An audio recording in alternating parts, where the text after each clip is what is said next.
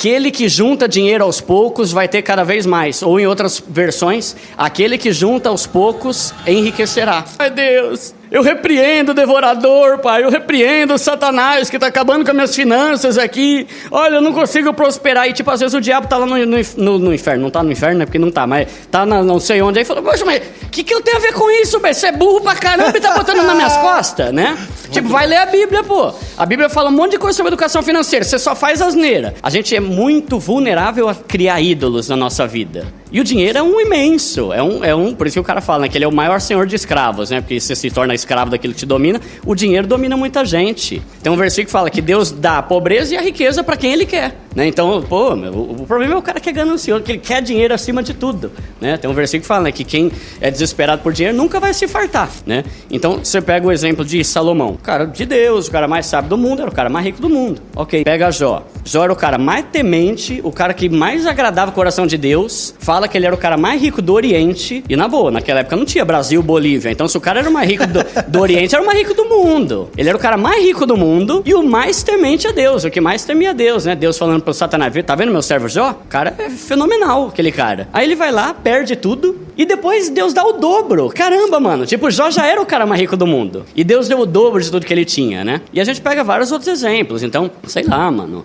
Vamos pegar eu gosto da parábola do bom samaritano. O cara tinha um bom coração, mas também tinha grana. Entende? Tipo assim, ele chegou lá, pegou o cara lá que tava largado no caminho lá, vem cá, vamos dar um jeito aqui. Levou ele lá pra um hotel, sei lá, e falou, mano, cuida do cara, tudo que ele precisar, você bota na minha conta que daqui a um mês eu volto aí e pago. Pô, se eu sou um pé rapado que não tem dinheiro pra nada, eu não conseguiria fazer isso. Sim. Né? Então, são exemplos de pessoas ricas que Deus usa como exemplares. E tem um versículo em Jó que fala, o meu coração nunca esteve firmado no meu dinheiro, na minha fortuna. Esse que é o ponto que você falou. Exato. Né? Quer ver? Olha, eu separei um versículo aqui, que, é pecado, Deus manda você não ser rico. Deixa eu ver se eu acho aqui, 1 Timóteo 6, 17 a 19. Ordene aos que são ricos que não sejam arrogantes, nem ponham sua esperança na incerteza da riqueza, mas em Deus, que tudo provê ricamente. Ordene aos ricos que pratiquem o bem, sejam ricos em boas obras, generosos e prontos a repartir. Dessa forma, eles acumularão um tesouro para si mesmo, um firme fundamento para a era que há de vir, e assim alcançarão a verdadeira vida. Então você vê,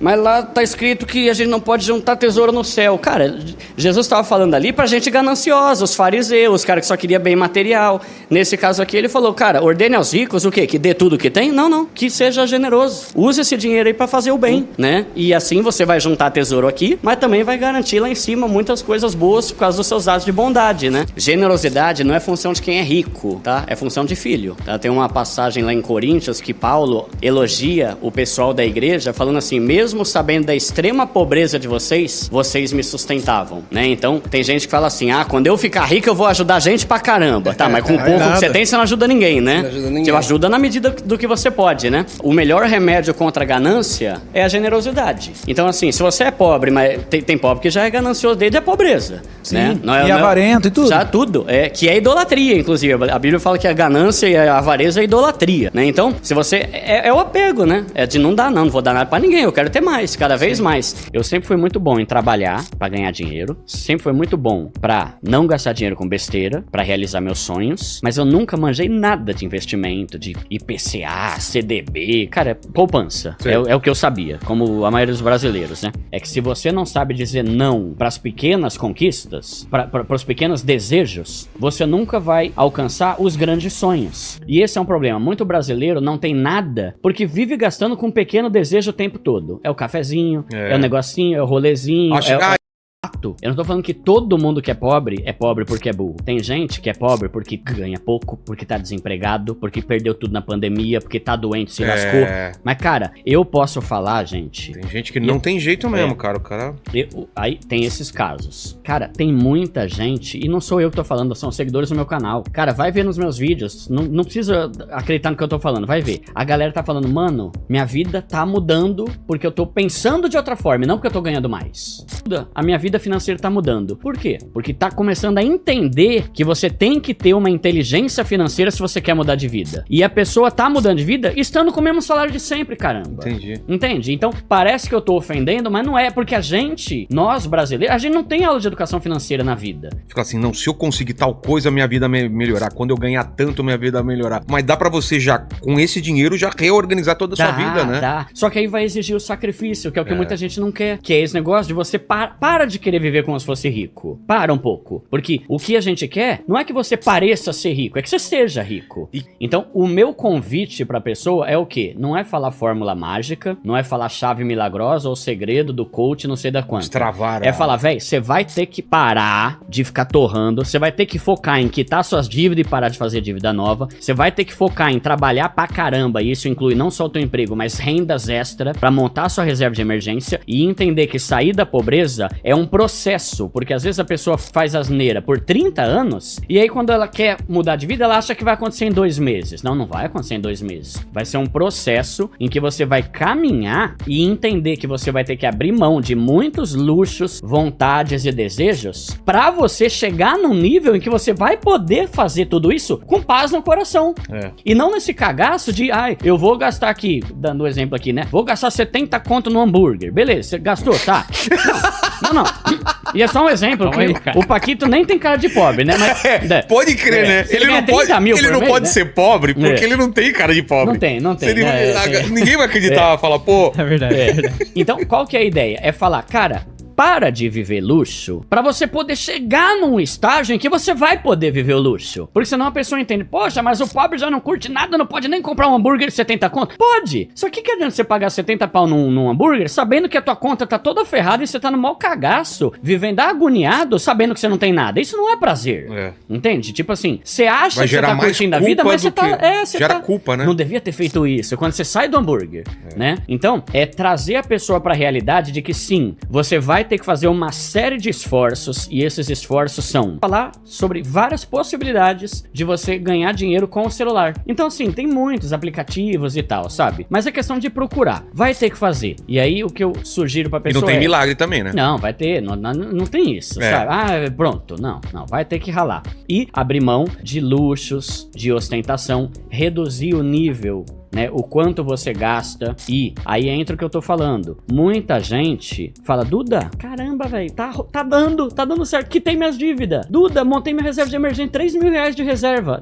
Mas dá mesmo. Tem gente que tá fazendo R$1.000 por mês, trabalhando algumas horinhas por dia de Uber. Em 3 meses você já monta a reserva de emergência. Ostentação, Vilela, é a maior imbecilidade, a forma mais imbecil de você gastar seu dinheiro. Concordo. O que é ostentação? Aí entra a frase lá do Clube da Luta, né? É você gastar o seu dinheiro pra impressionar pessoas, é gastar o seu dinheiro pra se sentir melhor do que os outros, é gastar o seu dinheiro pra ser aceito. Eu costumo falar, né, que a sua rodinha de amigos, se eles valorizam você pelas coisas que você tem, é tudo babaca. Isso é uma das coisas que mais tem virado a chave e ajudado pessoas a mudar de vida. Você entender que o seu dinheiro é pra dar qualidade de vida pra você e pra tua família. Quando você parar de se preocupar em comprar coisas pra impressionar os outros, e esse é um problema sério, porque principalmente pessoas que vieram da pobreza passaram dificuldades. Sabe aquele negócio do pobre que vai pra escola e ele tem o quichute? E todo mundo tem o Lecheval Light, que tem luzinha? Eu passei por isso. Então a gente tem uma tendência, desde que a gente veio da infância, de que, cara, agora eu vou mostrar, agora eu vou gastar tudo que eu não tive antes, agora todo mundo me humilhou porque eu tinha o Bamba, agora eles vão ver o meu tênisão. Cara, não muda nada isso. Você vai continuar um pobre querendo a aceitação das pessoas. Então, quando você entende que o seu dinheiro não deve ser usado de forma nenhuma pra impressionar outras pessoas, você vai ver que você vai começar a mudar de vida. Então você trabalha que nem uma mula. Você pega trânsito, ou você fica 3, 4 horas no busão, lotado. Aquela vida estressante. Você quer, no fim de semana, gastar pra ter o prazer. Só que você tem que tomar cuidado, porque se você não começar a controlar isso, se você não entender quem você é e onde você quer chegar, você vai sempre buscar o prazer nessas coisas efêmeras, né? Passageiras, temporárias e você nunca vai mudar o que você realmente é. Um pobre lascado. Você é um pobre lascado que vai na balada. Você é um pobre todo cagado que tem um Air Max. Você é um pobre todo ferrado que tem um iPhone 20. Entende? Tipo, o que eu quero é fazer a pessoa entender, mano, vamos abrir mão disso aqui pra você mudar a tua situação. A raiz do problema é a sua pobreza. Você tá todo endividado, você não ter dinheiro pra nada, você fazer as curtições com medo porque você sabe que no fundo você tá lascado. É mudar isso pra que você comece. E eu não tô falando de ser milionário. Se você puder parar de viver só pra pagar boleto, se você tiver uma reserva de emergência, se você tiver uma graninha no banco, 5 pau, cara, você já é diferente de 90% do brasileiro. Uma coisa é você ser pobre, outra coisa é você tá cagado nas dívidas. Não é, tem muito pobre no meu canal que ainda é pobre. Não é o cara que tá ganhando 10, 20 pau, mas ele já não tá mais na lasqueira. Na tua visão, o que caracteriza uma pessoa ser pobre ou não? É exatamente isso, mano. É a pessoa. Tem um livro, O Pai Rico, Pai Pobre, que o cara fala sobre a corrida dos ratos, né? É o cara que é assim, ó. Sabe, a ideia, né? Sabe aquela rodinha do rato que fica lá e não sai do lugar? Ele corre, não sai do lugar. A referência, a ilustração é essa, né? É o cara que ele trabalha o mês inteiro pra ganhar o salário, pra pagar boleto, pra ficar pobre de novo, pra ter que trabalhar. Resumindo, é o cara que ele vive pra pagar boleto. Isso é uma vida miserável. E tem gente que vive assim, que ganha 3, 5, 10 e 20 mil. Sim. Tem muito médico que segue meu canal que ganha muito mais do que eu já ganhei na vida inteira. E não tem nada. O cara não tem patrimônio nenhum, ele não tem... E aí ele fala, caramba, mano, por quê? O dinheiro some, né? O dinheiro some, é a ostentação, ele é médico, então ele tem que ter um carro importado, ele tem que ter uma camisa, só que aí de repente o valor diminui, ele começa a se endividar porque não conseguiu pagar o estilo de vida que ele achou que poderia bancar. Não é você ganhar 10 mil ou 20 mil, é você conseguir parar de ter essa vida que você trabalha que nem um mamute só pra pagar boleto. Isso é muito desesperador. Putz. Porque você trabalha o mês inteiro já sabendo que todo o resultado daquele trampo já tá comprometido. Exato. Né? Então, eu começo por aí, sabe? Falar sobre isso. E aí, qual que é o passo a passo? Se você pegar a média de endividados do Serasa, da Serasa, na verdade, vai falar lá que a média é de 3 a 4 mil reais que um brasileiro tá devendo. Tem alguns que devem muito mais, alguns que devem muito menos. A média, 3 a 4 mil. Tá bom. Primeiro, hoje em dia existem várias formas de você renegociar a dívida, de você quitar elas com 99% de desconto. Você vai num feirão da Serasa, você vai numa empresa tipo Acordo Certo, que é a empresa que tem parceria, empresa séria, legalizada, que você vai lá e quita sua dívida com até 99% de desconto. O que você tem que fazer para 2024? Quitar a dívida, montar uma reserva de emergência, e a gente pode falar sobre isso se quiser, e começar a investir. Tá. Isso não é um bicho de 7 cabeças, porque aí você pensa, com uma renda extra, a renda extra é condição sine qua non, né? É obrigatório você ter uma renda extra. Aí vamos pegar o exemplo dessa mina que tá vendendo doce no trabalho dela, não dá trabalho nenhum pra ela, nenhum. Ela não tem que sair de fim de semana, não tem que trabalhar após o horário de trabalho, não, no trabalho, tá tirando 600 pau, 150 por semana, ela falou, 600. Se você pegar 600 reais por mês, 600 vezes 12, 7, vai dar aí 7 pau e 200, mais ou menos, no ano. Se você pegar que a média de endividados é 3 pau, 6, 18, 24, em 5 meses você paga a tua dívida. 5 meses fazendo isso. Mais 5 meses, você já consegue montar a tua reserva de emergência. E ó, eu não tô falando nem de tirar dinheiro do salário. Tô falando, é uma renda extra. Se você puder fazer isso do teu salário, maravilha. Pegar 600, 300 que seja, maravilha. Passou 5 meses, você juntou dinheiro suficiente para quitar suas dívidas. Passou mais 5 meses, você juntou dinheiro para ter uma reserva de emergência de 3 pau. E passou aí mais 2 meses, você já vai ter mais 1.200 ali para você investir. Você entende que em um ano, fazendo renda extra, a pessoa saiu das dívidas, montou uma reserva de emergência, que é algo que quase ninguém tem, e começou uma vida de investidor.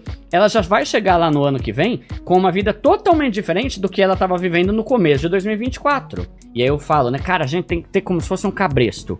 Eu quero sair da pobreza. Ah, vamos no sushi? Dane-se o sushi, velho. É a pobreza, eu quero sair. Ah, vamos fazer 8 streaming, todos os streaming, vamos assinar? Não quero saber, vou ficar só com o de graça ali.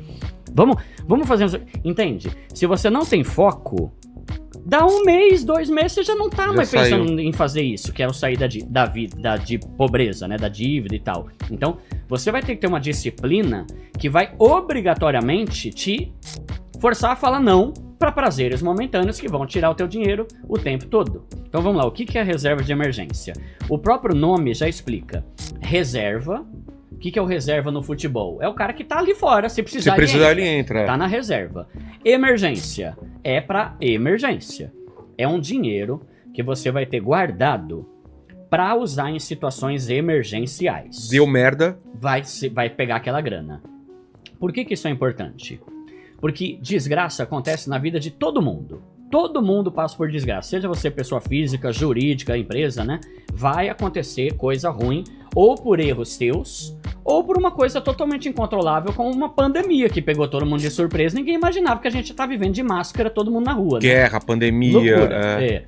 Então, essa grana é uma grana que você vai usar. Por que ela é muito importante? Por vários motivos. Mas principalmente porque, tendo essa reserva, você não vai se enforcar com um empréstimo ou cartão de crédito para você pagar o perrengue que surgiu. A ideia da reserva é justamente isso. Você ter uma grana, se estourar a bateria do carro, se furar o pneu, se quebrar a geladeira ou qualquer outra coisa, você não dependa do dinheiro dos outros. Banco se dá muito bem com brasileiro que faz cagada, né? E aí eu volto a dizer, eu sei que é difícil, mas vai exigir você ter sua reserva. Se você não fizer, vai ficar pior. Vai ficar pior. E aí, outro benefício da reserva de emergência é a paz que você tem de saber que se algo der ruim, tua grana tá ali. Então, sair das dívidas, montar sua reserva de emergência e a partir desses dois, começar a investir.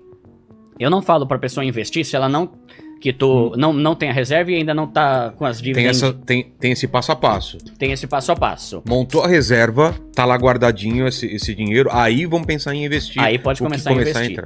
Só que aí tem um ponto anterior que é o seguinte. O pessoal fala assim, Dudu, o que é mais importante? Eu quitar a dívida, montar a reserva ou investir? Nenhum dos três. O mais importante é você estudar sobre educação financeira.